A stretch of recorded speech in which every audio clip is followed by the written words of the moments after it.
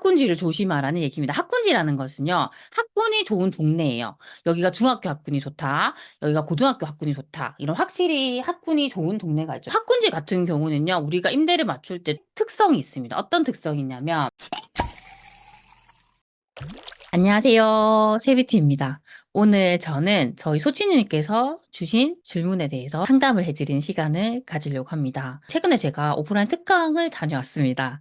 그 특강에서 제가 들었던 질문인데요. 어떤 질문이냐면, 이 부부께서 질문을 하셨는데, 입지, 뭐 가격 다 따져가지고 너무 괜찮은 아파트를 발견했다고 합니다. 그런데, 그 아파트를 이제 투자로 우리가 사게 되면 우리가 요거를 계약을 해가지고 전세를 바로 놓게 됩니다. 그래서 전세 보증금 받아서 잔금을 치르는 형태로 많이 가게 됩니다. 보통 요런 형태를 전세 끼고 매매라고 합니다. 근데 이런 경우에 가장 중요한 부분이 우리가 전세를 잘 맞출 수 있느냐에 대한 부분이잖아요. 그래서 그런 걸 인지를 하고 전세 매물을 체크를 했더니 전세 매물이 좀 상대적으로 좀 많은 편이었다고 합니다. 그래서 요럴 때 우리가 전세 매물을 어떻게 체크하면 되는지에 대해서 저에게 질문해 주셨습니다. 제가 알고 있는 그런 경험을 바탕으로 좀 설명을 드리려고 합니다. 우선 첫 번째로 우리가 체크해야 되는 부분은 일단은 그 내가 살려고 하는 그 아파트 단지의 전세 매물이 몇 개인지를 살펴보는 겁니다. 이 전세 매물의 개수를 체크해야 되는데 이게 몇 개가 많다, 적다라는 일단 기준은 없습니다.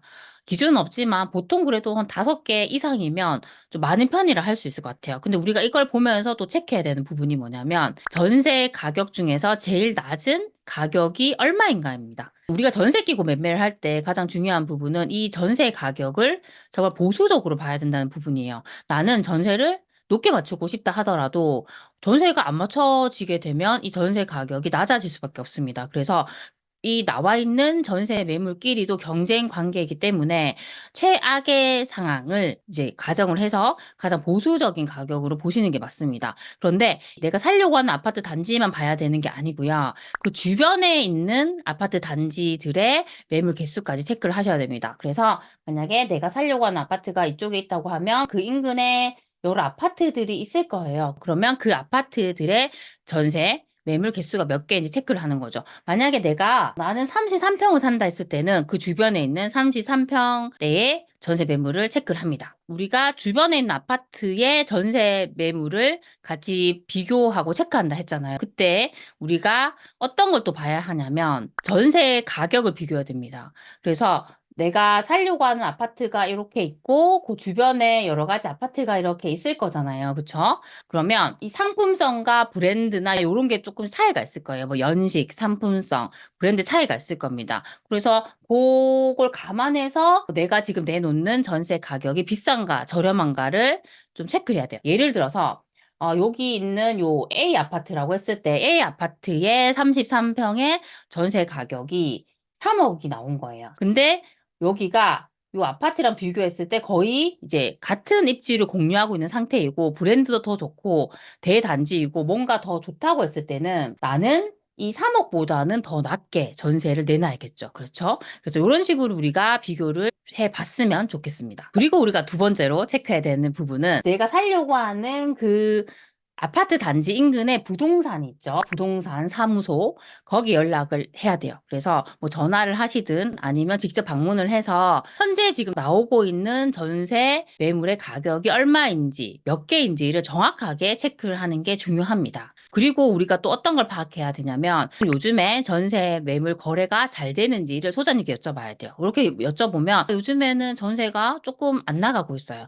요즘엔 또 잘 나갑니다. 이렇게 또 얘기를 하실 거예요. 그 얘기를 잘 들어야 되고요. 요즘에 그러면 전세는 얼마 정도에 맞춰지나요? 라고 여쭤봐야 됩니다. 그렇게 여쭤보면 소장님들께서는 요즘에는 한 요 정도 선이면 거래가 거의 되는 편이에요. 라고 얘기를 하게 된다면 우리가 전세 매물 내놓을 때 요 정도 선으로 내놔야겠다라고 조금 방향을 잡을 수가 있습니다. 그리고 또 중요한 부분은 혹시 우리가 이렇게 전세 매물 내놨을 때 바로 들어오려고 하는 사람이 있나요? 라고 물어보는 거죠. 보통 그런 사람들을 전세 대기자라고 하죠. 그래서 요런 경우도 있어요. 정말 전세 수요가 많은 곳들은요. 내가 들어가고 싶은데 전세 매물이 없는 거예요. 그래서 그런 곳들은 미리 소장님에게 전세 매물 나오면 꼭 좀 연락 주세요라고 하는 분들이 있습니다. 그런 분들이 있으면 이제 전세를 내놓으면 바로 맞출 수 있기 때문에 그런 것들도 우리가 이렇게 대화를 통해서 소장님들에게 파악을 하는 것이 중요합니다. 근데 우리가 이렇게 이제 다 막 열심히 알아봤어요. 근데 여기서 중요한 부분이 있습니다. 어떤 부분이냐면 통제력에 대한 부분이죠.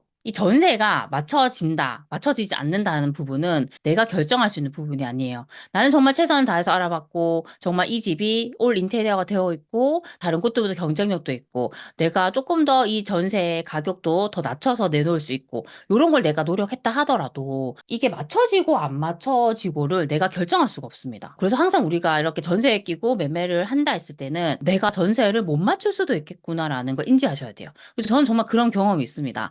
저는 당연히 전세는 맞춰지겠지. 여기가 입지도 괜찮고 수요도 많은 곳이니까 당연히 그렇겠지라고 생각을 했는데 결과적으로 제가 그 잔금일까지 전세를 못 맞춰서 너무너무 고생을 했습니다. 그래서 제가 그렇게 고생을 하고 나서 느꼈던 부분이 뭐냐면 이 부분은 항상 내가 통제할 수 없다라는 걸 인지를 하고 그 리스크에 대해서 대비를 해야겠구나라고 생각을 했습니다. 그 대비하는 방법은요. 일단은 대출을 알아봐야겠죠. 보통 우리가 그 투자금을 생각할 때 그 전세 보증금을 받는 것까지 감안해서 내가 살 수 있는 곳을 많이 보셨을 거예요. 그러면 내가 전세를 못 맞추게 되면 그 전세 보증금만큼 내가 돈이 부족하게 되잖아요. 근데 우리는 일단 계약을 치렀고 잔금을 치러야 되는 상황입니다. 그러면 일단 어떻게든지 우리가 이 대출을 받아가지고 우리가 잔금을 치러야 된다는 부분이죠. 저 같은 경우는 항상 이런 최악의 상황을 감안을 하고 제가 대출이 가능한지, 된다면 몇 퍼센트까지 되는지, 그 이자는 대략 얼마 정도이고, 제가 그 이자를 감당할 수 있는지까지 확인합니다. 그리고 여기서 또 중요한 부분이 있어요.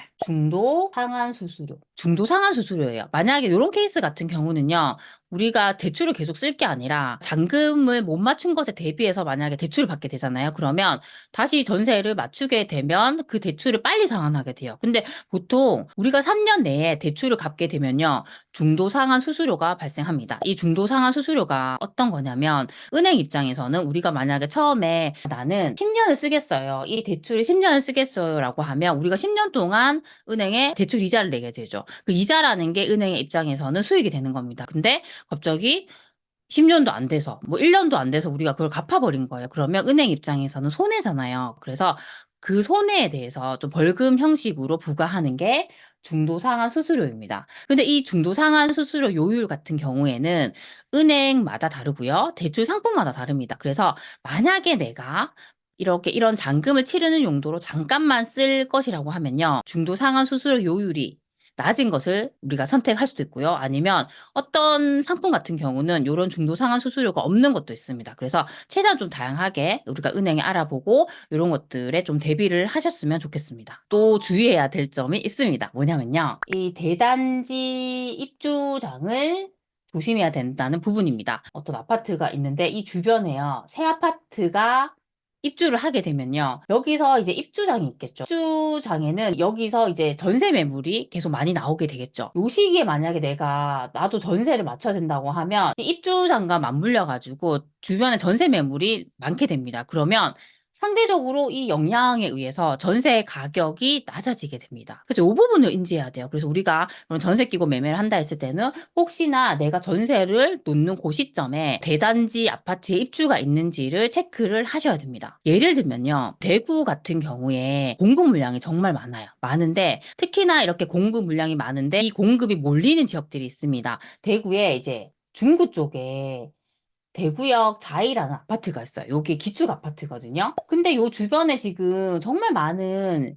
신축이 입주 예정이에요. 최근에 입주장을 겪고 있습니다. 그러다 보니까 요 아파트의 전세 가격을 보면 계속적으로 전세 가격이 낮아진다는 걸 볼 수 있어요. 그 얘기는 지금 주변에 입주장을 겪으면서 전세 매물들이 결국에는 주변에 있는 기축에 영향을 준다는 거죠. 그래서 이런 부분들을 꼭 인지를 하시고 혹시나 내가 지금 전세를 내놓는 그 아파트가 주변에 입주장이 있는지, 만약에 입주장이 있다고 하면 전세를 못 맞출 수도 있고 아니면 전세 가격이 내가 생각하는 것보다 더 낮아질 수 있다는 부분을 꼭 참고를 하셨으면 좋겠습니다. 그 주의할 점에 대해서 말씀을 드릴게요. 학군지를 조심하라는 얘기입니다. 학군지라는 것은요. 학군이 좋은 동네예요.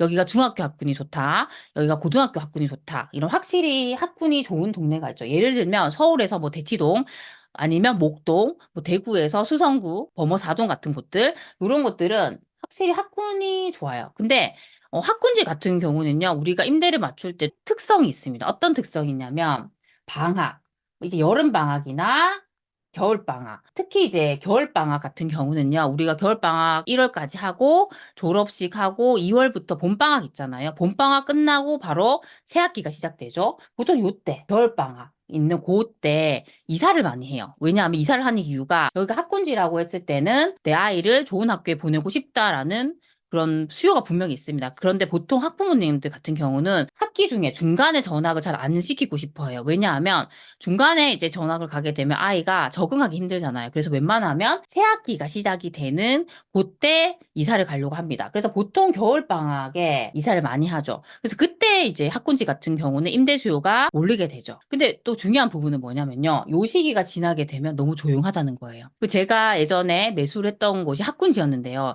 저는 그걸 인지를 못했어요. 그러다 보니까 제가 그 시즌을 넘겨서 전세를 놓다 보니까 더 전세를 놓기가 어려웠습니다. 그래서 만약에 내가 학군이 확실히 좋은 그런 입지에 있는 아파트 샀다고 했을 때는 이런 특성이 있기 때문에 이런 부분들을 잘 감안을 하셨으면 좋겠습니다. 아, 그리고 하나를 더 제가 말씀드리고 싶은 게 있어요. 그리고 최대한 제가 아는 것들을 또 말씀드리고 싶어서 보통 우리가 아파트 같은 경우에요. 2년마다 이제 전세 갱신을 하게 되잖아요. 예를 들면 서울에 있는 그 헬리오시티라는 아파트가 있죠. 이 아파트가 2018년에 준공이 됐어요. 그러면 우리가 보통 전세 계약을 2년 단위로 계약을 하잖아요. 2년마다 전세 매물이 많아지겠죠. 그러면 이런 아파트 같은 경우는 2018년, 2020년, 또 2년 뒤 2022년, 또 2년 뒤 2024년.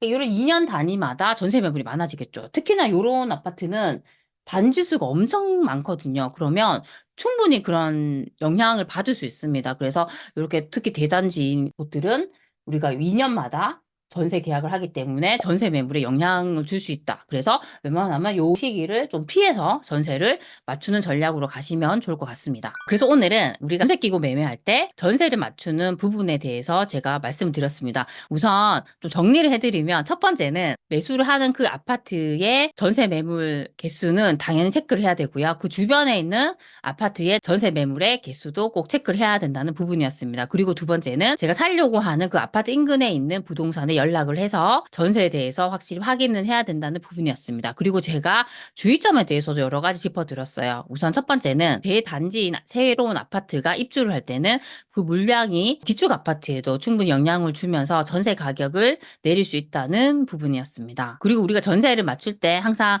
이걸 못 맞출 수 있다는 부분이 있기 때문에 우리가 항상 대출을 알아보라는 부분에 대해서 제가 말씀을 드렸고요. 그리고 학군지에 대해서 좀 말씀을 드렸죠. 학군지 같은 경우는 특히나 겨울방학 때 임대 수요가 많이 발생하기 때문에 그렇게 수요가 많이 발생할 때 전세를 맞추는 게 유리하다고 말씀을 드렸고요. 그리고 이제 보통 기축 아파트 같은 경우는 또 2년마다 이렇게 전세 매물이 더 많아질 수 있기 때문에 웬만하면 그 시기를 좀 피해서 전세를 맞추는 게 좋겠다는 말씀을 드렸습니다. 오늘 제가 말씀드린 것들이 저희 소치님들에게 조금이라도 도움이 되셨으면 좋겠습니다. 그럼 우리 다음 시간에 만나요. 안녕.